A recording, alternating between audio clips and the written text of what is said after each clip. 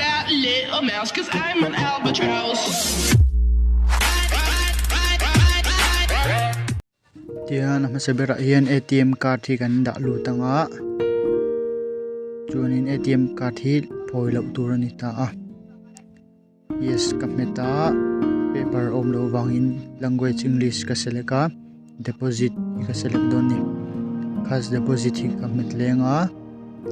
chun continue chuan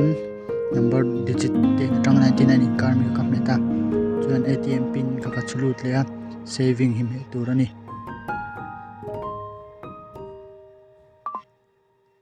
kan nga dawanga tikhanin kan poisa ka kara hin kan da lut anga hian ulung do da turani a enter ka kan men mei don ani ta hian somnga da theilowa cheng za tanga chunglampang kha da thei ani voi khata avain call hian ar dong vek theilowa chu alo dong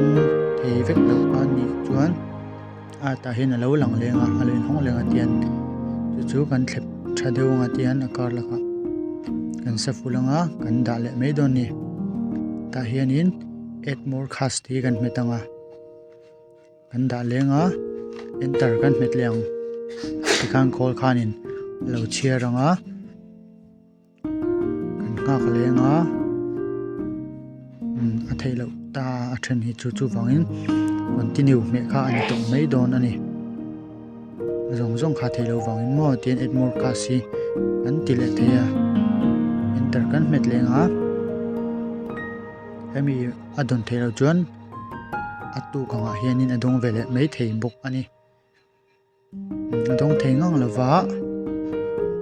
chu wangin continue thia kan met to mei don ni continue kan metanga confirm ti khalawin siak zo ka confirm kan met mei don ani hianin call khanin cheer thalea amun puya azuk da thladona receipt paper om chuanin I love print out meya paper om lo wang hintuna chuanin paper telavin